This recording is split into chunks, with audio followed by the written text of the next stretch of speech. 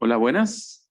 Bueno, buenas tardes. En mi caso, ¿verdad? Yo básicamente quería comentar, bueno, contarles un poquito de lo que estoy desarrollando, ¿verdad?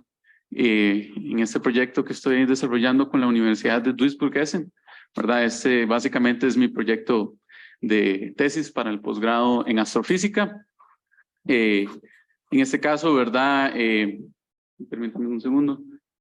El título, bueno, está en inglés, ¿verdad? Pero básicamente se puede traducir como las primeras simulaciones magnetodinámicas de jets y retroalimentación radiativa desde una estrella masiva, ¿verdad? Entonces, básicamente, es un proyecto, ¿verdad? Que combina varios centros de investigación, ¿verdad? Por ejemplo, tenemos el apoyo del CINESPA, ¿verdad? Y del grupo de investigación de la Universidad de Duisburg-Essen, ¿verdad? El proyecto se hizo en compañía de una pasantía que yo hice a Alemania, ¿verdad? Y básicamente el trabajo está siendo supervisado por el profesor Francisco Frutos. Él, pues, si tuvieron la oportunidad, estuvo ahora temprano presentando. Después de eso tenemos como colaborador de la universidad, ¿verdad? Al profesor Rolf Kuiper y el profesor André Oliva. Que si no me equivoco, él estará, pues, básicamente la próxima mañana tiene una charla desde otra unidad. Entonces, en el caso de mi charla, ¿verdad? Lo que yo estaré hablando, básicamente está un poco destacado en segmentos, ¿verdad? Un poco una introducción de cómo entender un poquito estrellas masivas, ¿verdad? ¿Cuál es el objetivo de nuestro proyecto? ¿Cómo es que nosotros logramos eso, ¿verdad? Además de eso, un poco de los detalles sobre qué es la retroalimentación radiactiva, ¿verdad? Ok. Y la retroalimentación mecánica. Finalmente, más que todo sobre qué condiciones iniciales estamos usando en las simulaciones y seguido a eso, una muestra de los resultados que obtuvimos. Entonces, cuando nosotros pensamos en estrellas, ¿verdad? Siempre imaginamos el Sol, ¿verdad? Pues en este caso, ¿verdad? Si ustedes pueden ver en la figura 1, en la figura 1 podemos ver una comparación, ¿verdad? De nuestra estrella, el Sol, ¿verdad? Con dos estrellas de clasificación B. Entonces, ¿por qué dos estrellas de clasificación B? Bueno, cuando hablamos de estrellas masivas, estamos hablando de estrellas que normalmente van más allá de 8 o 11 masas solares. Esa clasificación existe específicamente, ¿verdad? Porque este tipo de estrellas en su proceso final de vida tienen actividades muy particulares, como por ejemplo cuando mueren como supernovas. Entonces, las características que ellas tienen normalmente divergen muy significativamente de las estrellas como el Sol, ¿verdad? Una de las características más importantes, ¿verdad? Que es relacionado al proyecto, son las altas luminosidades. Entonces, esas estrellas normalmente tienen escalas de 10 a la 3, ¿verdad? O sea, básicamente 1000 veces más luminosas que nuestro Sol. Entonces, son estrellas extremadamente luminosas, ¿verdad? Y normalmente las podemos observar en el cielo y se han identificado, ¿verdad? Como estrellas de clasificación o estrellas de clasificación B, ¿verdad?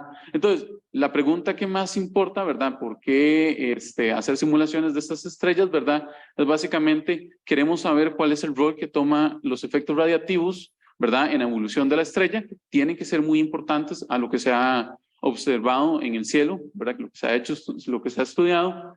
Y la pregunta, ¿verdad? Es, ok, si este impacto es sobre la evolución de la estrella, eso tiene que verse reflejado en cómo interactúa la nube de polvo que se está colapsando. O sea, si la nube está cayendo y está formando la estrella, ¿cómo es que esta actividad afecta a la estrella? ¿Verdad? ¿Cómo afecta la evolución de ella en su crecimiento? Entonces, para poder entender un poquito, por lo menos como para tener una idea generalizada de cómo se forman las estrellas, uno puede normalmente empezar con una representación gráfica que se puede ver en la figura 3 de cómo son los modelos de formación estelar para estrellas de menor masa. Estamos hablando de estrellas que van desde 0.08 veces la masa del Sol a aproximadamente la masa del Sol, ¿verdad? Llegando al borde de las 8 masas solares. Entonces, este tipo de estrellas, ¿verdad? Normalmente están en una nube molecular, ¿verdad? Que pasan a la clase 0, entonces uno lo que observa es la presencia de un jet, ¿verdad? Muchas de ellas ya se observa un jet, pero tiene todavía una nube que está girando alrededor de ella. Así como la estrella va evolucionando, ¿verdad? La nube de polvo sigue estando sobre la estrella. Entonces, en este tipo de modelos se forma un conjunto de órbitas estables donde se forman compañeras, estrellas, planetas, ¿verdad? Que consecuentemente dan forma a un sistema solar, a los sistemas solares que pues conocemos, ¿verdad? Como el sistema solar en el que estamos. Entonces, en carácter observacional, por ejemplo, tenemos el objeto Herbig-Haro 30, ¿verdad? Que se ha podido observar, ¿verdad? El disco de formación en la parte inferior de él, ¿verdad? Y el jet que está saliendo disparado hacia afuera, verticalmente hacia arriba, ¿verdad? Entonces es muy importante este fenómeno de los jets en estrellas de menores masas, pero la pregunta aquí es, bueno, en estas estrellas vemos que se mantiene la nube molecular sobrante, ¿verdad? En la formación estelar, y la pregunta es, bueno, en estrellas masivas no se observa eso. Entonces, ¿qué está pasando ahí? ¿Verdad? Entonces, brincamos y necesitamos estudiar esos fenómenos. Opa. Me disculpan. Y finalmente, ¿verdad? Bueno, en el caso de estrellas, ¿verdad? Cuando estamos hablando de la formación estelar, uno imagina una nube de polvo, ¿verdad? En 3 dimensiones, y básicamente uno esperaría que todo caiga radialmente hacia abajo, ¿verdad? O sea, todo estaría cayendo en el diagrama como si fuera un agujero y el agua simplemente está cayendo, ¿verdad? Eso es una imagen incorrecta. Es muy importante tomar en cuenta que la mayoría de las nubes están rotando, ¿verdad? Tienen una cierta rotación y un eje de rotación, y entonces lo que pasa es básicamente que debido al momento rotacional de la nube, entonces el material lo que hace es descender verticalmente formando un disco, ¿verdad? Este disco de acreción es básicamente el disco que vemos en la formación de estrellas de menor masa. La diferencia que tenemos en este caso de escenarios, ¿verdad? En el escenario de estrellas masivas, es que lo que vamos a tener es un flujo de material saliente que tiene que aparecer en algún momento, ¿verdad? Y básicamente lo que uno va a observar es que el disco de acreción se sigue manteniendo, se sigue formando, teniendo una región más densa, que es la que está está sobre el disco, ¿verdad? Sobre el plano del disco, y es muy, muy gruesa. Después de eso tenemos una capa que está en un gris más blanquito, ¿verdad? Que básicamente representa las capas más delgadas. Entonces, este proceso de colapso, ¿verdad? Normalmente se hace alrededor de un esperado del tiempo de caída libre, ¿verdad? En el caso que eso está dado por esta fórmula, ¿verdad? Entonces, dependiendo de qué tan grande es la nube que uno escoja y qué tanta masa tenga, el tiempo de caída es mayor, ¿verdad? Ahora, lo que sí se ha destacado anteriormente y se ha observado es que los procesos de frenado magnético y presión magnética juegan un rol en el disco. Entonces, el objetivo de mi proyecto, ¿verdad? De mi investigación fue básicamente incorporar en estos modelos que se están desarrollando los procesos radiativos en sistemas básicamente magnéticos. Entonces, la nube está cargada magnéticamente, ¿verdad? Y yo agrego efectos radiativos y básicamente estudio qué es lo que está pasando en el medio. Por ejemplo, una de las preguntas más importantes es básicamente destacar cuándo es que la nube se ve más afectada por efectos radiativos que por cualquier otro fenómeno. Entonces, para poder hacer eso, nosotros lo que usamos es un programa que se llama Pluto, ¿verdad? En el caso del área, se considera que es un programa que básicamente está en la frontera de la física, está desarrollando son uno de los códigos más evolucionados y que más se usan para este tipo de investigaciones, y básicamente, ¿verdad? Ustedes pueden observar en el diagrama básicamente la complejidad en la que el programa funciona. Entonces, el programa original, la versión sencilla Pluto, ¿verdad? Lo que hace es resolver las ecuaciones de la electrodinámica, pero en el caso de nosotros, para poder resolver la estrella, tenemos que incorporar diferentes tipos de módulos. Módulos como, por ejemplo, el caso de Sedna, el caso de Megmate y el caso de Haumea, que nos permite resolver ya el fenómeno de la estrella de manera más completa. Entonces, esto lo hacemos específicamente porque el sistema que estamos resolviendo es muy complejo. Ahora vamos a ver las cantidades de ecuaciones que tenemos que resolver o que se resuelven numéricamente, y básicamente son extremas, son un montón. Entonces, ustedes pueden ver en esta ecuación, ¿verdad? Es un montón de ecuaciones. Ustedes pueden observar, por ejemplo, en este cuadrito de la izquierda superior, van a observar 4 ecuaciones que en realidad representan básicamente son básicamente 11 ecuaciones mínimo, y básicamente esas son las 4 ecuaciones que resuelve Pluto específicamente. Después de eso, cada vez que uno establece este tipo de simulaciones, tiene que definir si su sistema es ideal o no, en el caso de si las ecuaciones de magnetohidrodinámica son ideales o no, que están normalmente definidos por la ley de Ohm. Entonces, en este caso, estamos usando las ecuaciones de ley de Ohm no ideales. Usamos la ecuación de estado para el caso plasmático, ¿verdad? Que no usa un término de volumen. Después de eso, usamos un modelo de resistividad que es muy común usado en el área, que básicamente se obtiene, se usa a partir de la cantidad de moléculas de hidrógeno, ¿verdad? Que va a tener la simulación. Después de eso tenemos, por ejemplo, en la parte inferior todas las ecuaciones de energía que son importantes. Tenemos el término termal, el término de energía cinética, el componente magnético y la combinación entre la presión del gas como tal y la presión magnética. Por otro lado, en el lado derecho superior, ustedes pueden observar básicamente la ecuación de transporte radiativo, que es básicamente la que nos permite incorporar los fenómenos de radiación, ¿verdad? Nos permite incorporar los efectos de la luz que tienen sobre la nube. Normalmente los separamos en dos escenarios. En el caso en donde la luz ultravioleta tiene la suficiente energía para provocar la ionización, y en el escenario opuesto en donde básicamente la radiación no puede hacer eso básicamente, y entonces uno lo que tiene es el efecto de la nube de polvo siendo empujada radialmente hacia afuera por la interacción. En el caso opuesto, en el extremo ultravioleta, tenemos un término que es específicamente asociado al proceso de combinación de ionización, y en el segundo que está provocado específicamente por el efecto de recombinación. O sea, así como las moléculas de hidrógeno, básicamente el hidrógeno se ioniza, también vamos a tener el caso donde las moléculas de hidrógeno ionizado se pueden volver a combinar. ¿Por qué? Y la pregunta, ¿verdad? Aquí, ¿verdad? De todas estas ecuaciones y agregar todo esto es, ¿por qué retroalimentación radiactiva? ¿Por qué es importante?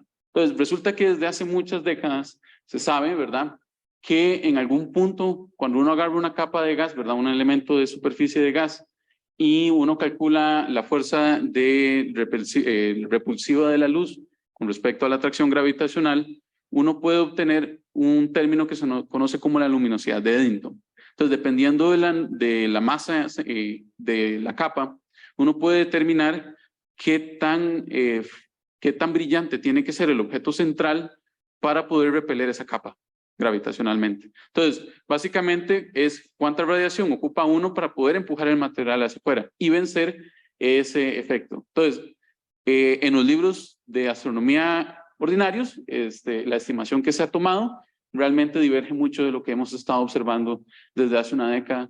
Realmente el proceso es significativo y es progresivo.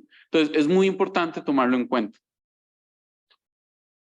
Y pues en caso secundario, ¿verdad? Pues tenemos el proceso de retroalimentación mecánico, ¿verdad? Que es básicamente el proceso del jet. Este trabajo ya ha sido estudiado anteriormente, no es como que es algo nuevo.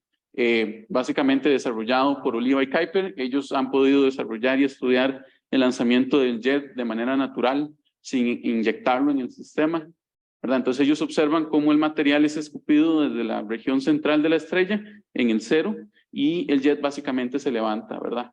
Ustedes pueden ver una animación de aproximadamente desde los 7000 años, en donde se sale el jet disparado para afuera y el material literalmente es sacado hacia afuera de la simulación, ¿verdad? Este mecanismo es provocado específicamente por el campo magnético. Sin campo magnético no hay jet. Entonces es necesario, ¿verdad?, tener en cuenta y tener la suficiente resolución para poder observar este fenómeno, ¿verdad? Entonces, en el caso del artículo de Oliva y Kuiper, ¿verdad?, ellos tienen el beneficio de que por el tipo de rejilla que ellos usan, se puede resolver y aparecer naturalmente el jet. ¿Okay? Entonces, este proceso sucede muy cerca de la estrella, en lo que se conoce como la cavidad del disco, que es en las regiones más cercanas. Entonces, ¿cuáles son las condiciones de la simulación, verdad? Porque bueno, ustedes ya están viendo los resultados de la simulación, y básicamente lo que nosotros agarramos es una rejilla que está subdividida, ¿verdad?, como pueden ver en la figura 7, en 102 elementos radiales y 120 elementos angulares, ¿verdad? Entonces, creamos una rejilla que separa el espacio en cada subelemento, definimos un perfil exponencial de tal manera que el colapso gravitacional siempre tiene que suceder, ¿verdad? Nuestra simulación no está buscando si el colapso puede o no suceder en esa nube. Siempre tenemos que asegurarnos que desde el momento en que la simulación corre, el colapso suceda. Entonces nosotros lo que hacemos es escoger esos valores. Después de eso tenemos el perfil de velocidad de rotación que tiene que tener la nube. En este caso sí no hay un consenso sobre específicamente cuál es el valor. Tenemos un rango bastante grande de entre 0 y 0.75 en el que perfilamos la rotación de la estrella, perdón, la rotación de la nube. Y por último, el valor que normalmente definimos, que se conoce como mass to flux, básicamente define qué tan intenso es el campo magnético en la nube. Eso sí es un dato empírico que se ha tomado de observaciones. Y la figura 7 normalmente yo la recomiendo porque básicamente así es como nosotros vemos la simulación. Entonces, el beneficio que tenemos en este estilo de simulaciones es que nuestras rejillas son altamente concentradas cerca de la estrella. Entonces, podemos saber muy bien en detalle qué es lo que está pasando cerca de la estrella. Lo que tenemos que renunciar en medio del proceso es mucha de la información en las regiones más lejanas de la estrella. Pero para nosotros no es tan significativo porque a esas regiones normalmente el material o está cayendo o está saliendo, ¿verdad? Entonces no es tan significativo.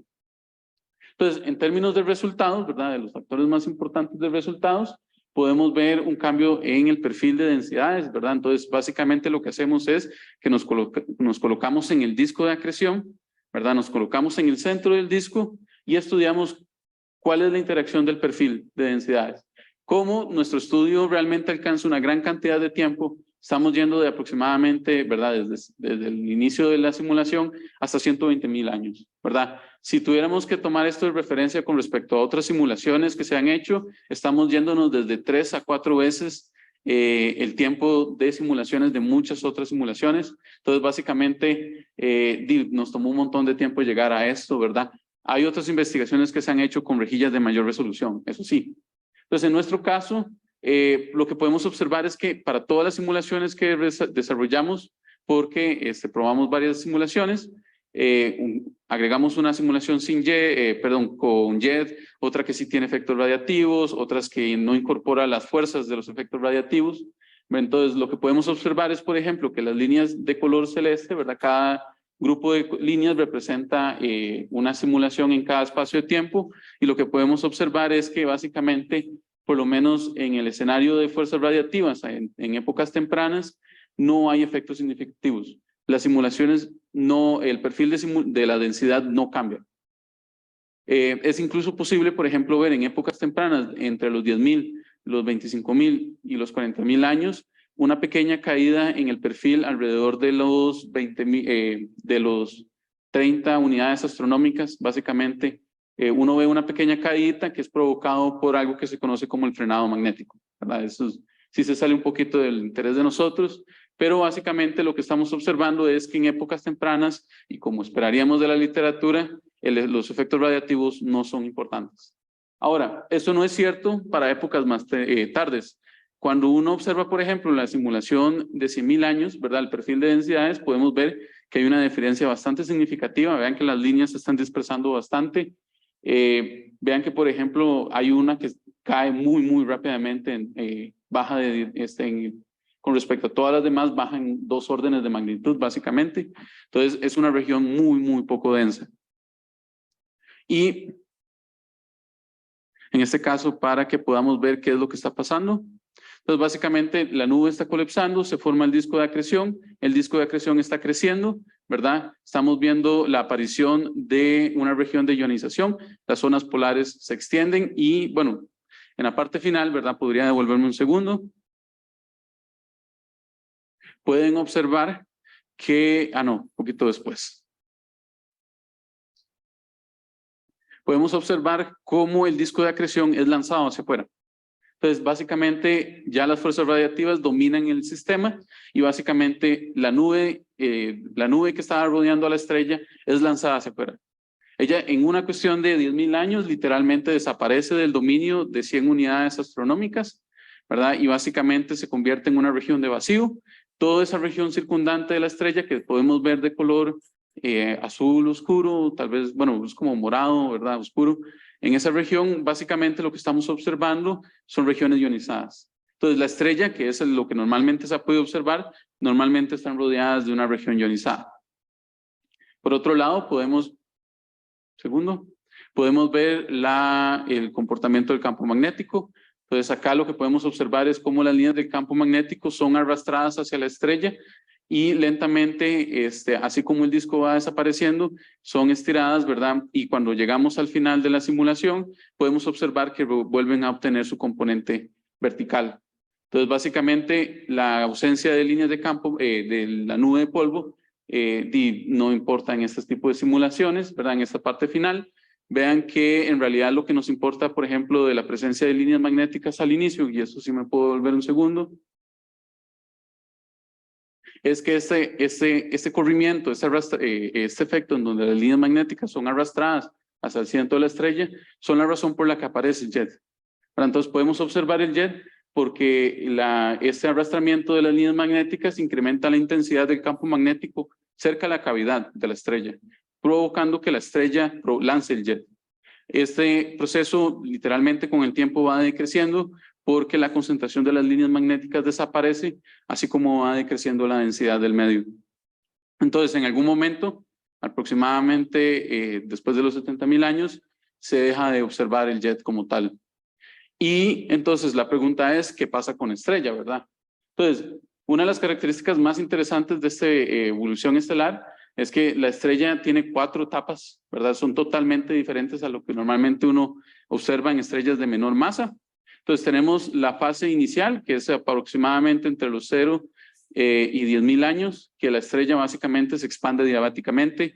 El proceso de contracción es lo suficientemente rápido para que la estrella no se enfríe. Entonces la materia se está acumulando muy rápidamente en el centro y ya cuando por fin la energía, el calor se puede transferir a las capas más externas del colapso gravitacional, se da una inflación. La estrella pasa de tener aproximadamente 20 masas solares a expandirse a 120 radios solares. Entonces, básicamente la estrella está expandiéndose 140 veces lo que se expande el Sol.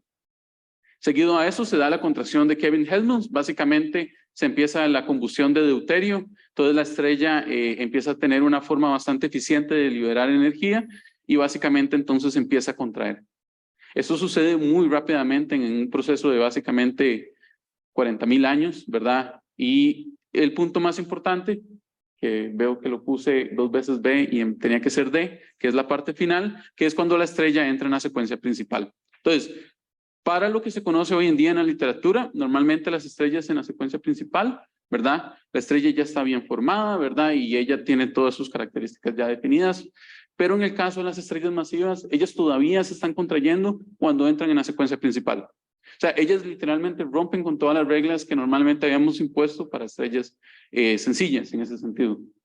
Por otro lado, si podemos ver la figura 12, la inferior, lo que podemos observar es la divergencia de las simulaciones que incorporan solo el jet o los componentes radiactivos, pero no, y aquellas que componen y tienen solo los componentes de fuerzas. Entonces, podemos ver 2 grupos significativos, los que tienen fuerzas radiactivas y los que no tienen fuerzas radiactivas. Los que contienen fuerzas radiactivas tienen una menor luminosidad, ¿verdad? Que es básicamente una de las conclusiones más importantes. La estrella se está autorregulando por los procesos radiactivos y la diferencia es de aproximadamente un orden de magnitud. Estamos hablando de que no estamos comparando, estamos comparando con la luminosidad solar. Estamos hablando que es 10 veces o 10 veces menos la luz del sol. O sea, es un cambio bastante significativo. Esto lo podemos apreciar de mejor detalle en la forma en que la estrella crece.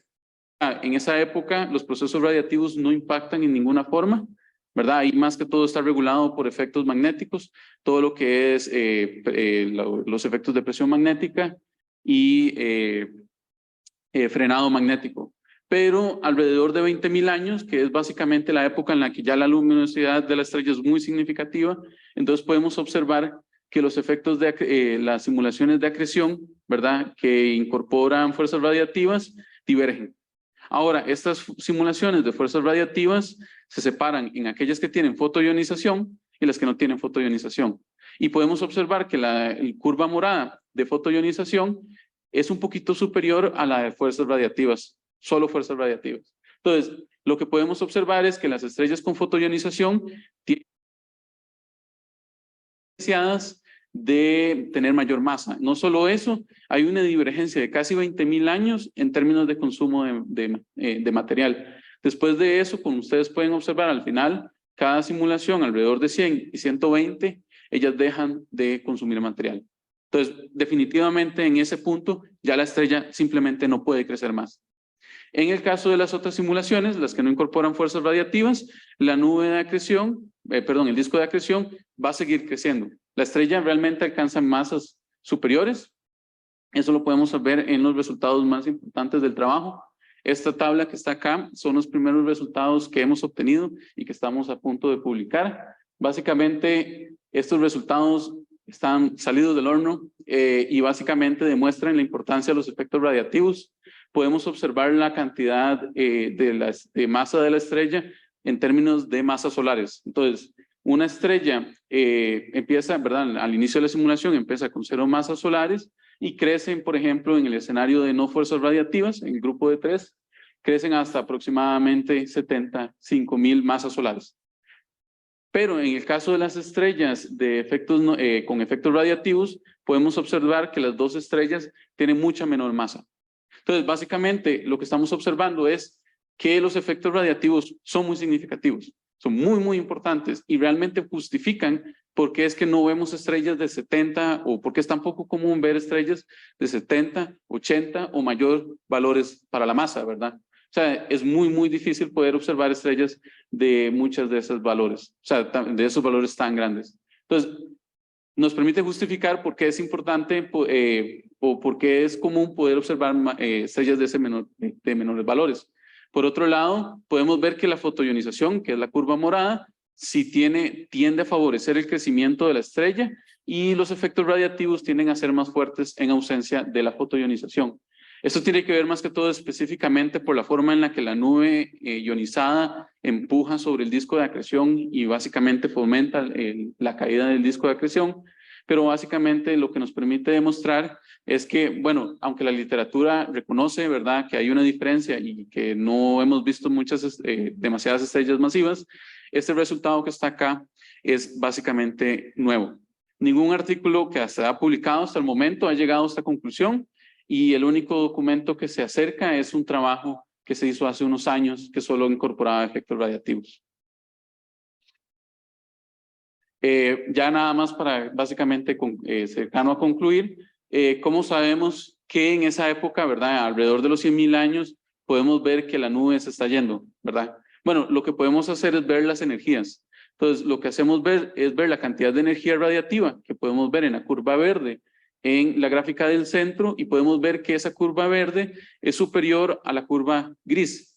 Donde la curva gris básicamente es la energía gravitacional, ¿verdad? La energía del campo gravitacional, y podemos ver que la energía radiactiva domina la interacción. Entonces, básicamente, a partir de eso podemos saber que sí está la radiación, la luz, es lo suficientemente fuerte para empujar el material hacia afuera.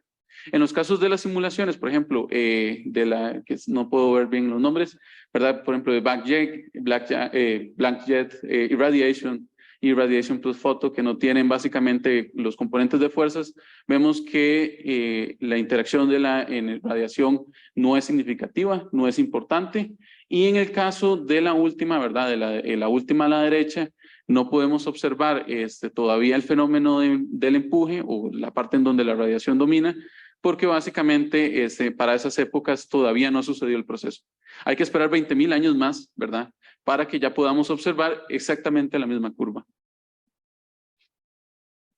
Y básicamente las conclusiones más importantes que hemos obtenido, ¿verdad?, básicamente es, bueno, los procesos de retroalimentación radiactivas son muy importantes para definir la masa final de las estrellas masivas, ¿verdad?, sean estrellas de nubes de polvo más pequeñas o nubes de polvo mucho más masivas. Bueno, los efectos radiactivos importan y hay que agregarlos en las simulaciones. Por otro lado, ¿verdad?, hemos notado, ¿verdad?, que ustedes pudieron observar en la gráfica de masas, el efecto es gradual. O sea, no es como que usted nada más puede llegar y encender el efecto y decir, ok, desde aquí en 20.000 años empieza y enciende. No, no. El efecto, o lo enciendo en 40,000 o 60,000, no. Hay que empezar desde el inicio de la simulación tomándolo en cuenta. Importa, digamos. Y como es gradual, es más difícil de modelar, ¿verdad? Se requieren de simulaciones. Por otro lado, los primeros detalles, ¿verdad? Encontramos una divergencia con los valores ya reportados en la literatura, con el tiempo en que se pierde el disco de acreción. Es un poquito más rápido de lo esperado.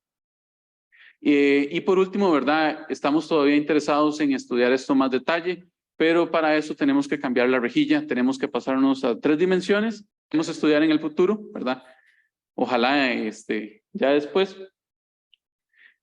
Y nada más para hacer mención, ¿verdad? El grupo de investigación con el que yo estoy participando, ¿verdad? Es un grupo de astrofísica computacional.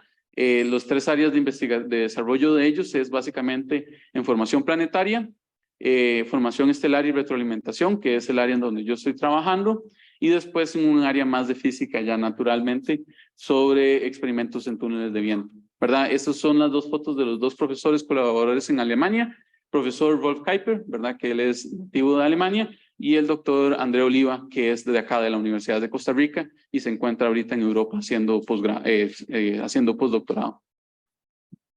Y básicamente, ¿verdad? Eso sería todo de mi parte. Aquí hay un poquito de bibliografía que es recomendada para esta área. No hay libros de literatura en este preciso momento de este tema. Es un tema que básicamente se ha estado desarrollando en menos de hace 20 años. Entonces, ni siquiera la literatura moderna ha actualizado a estos resultados que tenemos hoy en día. Eso sería todo de mi parte. Muchas gracias. Muchísimas gracias. ¿Preguntas? Nada más entonces como para que lo puedan escuchar las personas en virtual. Básicamente hay un artículo extra basado en el artículo que dice Oliva Kuiper 2023, que está extra de estos 2, que básicamente ellos agarran estos modelos y los incorporan con observaciones. Cuando los unen, ellos observan que literalmente funcionan. Los modelos que ellos están agregando predicen lo que se está observando en el espacio. Justamente eso iba a preguntar, porque cuando uno ve esto, que son simulaciones, modelajes y todo, la duda que yo tenía es cómo lo comparan con la realidad, sobre todo que estamos hablando de tiempos en los que uno no va a estar vivo para nada, ¿verdad? O sea, sí. Las escalas de tiempos más bien para estrellas masivas son mucho más pequeñas que las estrellas normales. O sea, todo para ellas, en comparado a las estrellas normales, toda esta vida es muy rápida. Es como de 3 órdenes menores en términos de tiempo de vida. Pero lo que es impresionante es que, ¿verdad? Que lo hemos podido comparar con observaciones y hasta el momento funcionan. Y más bien ahora el reto que están teniendo en el grupo que quieren seguir desarrollando es ver si se pueden generar condiciones iniciales más reales.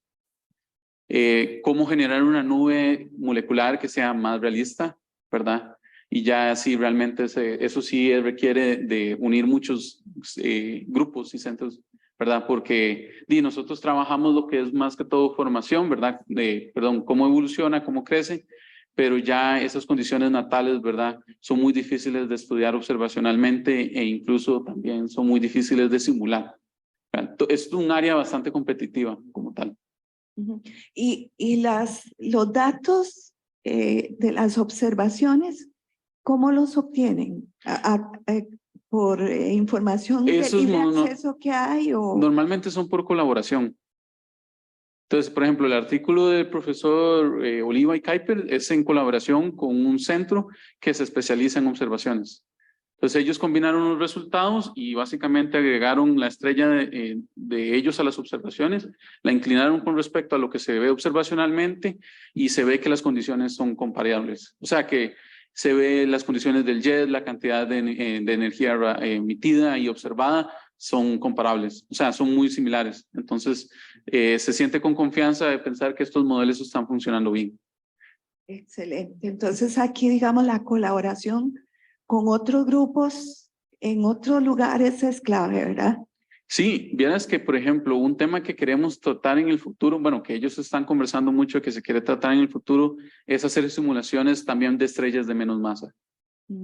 Que lo que nosotros hemos demostrado es que tomar en cuenta la nube de polvo de la estrella formada, cuando se está formando, es muy importante y es necesario tomar en cuenta. Ok, no, muchísimas gracias. Entonces, le agradecemos nuevamente a Joshua.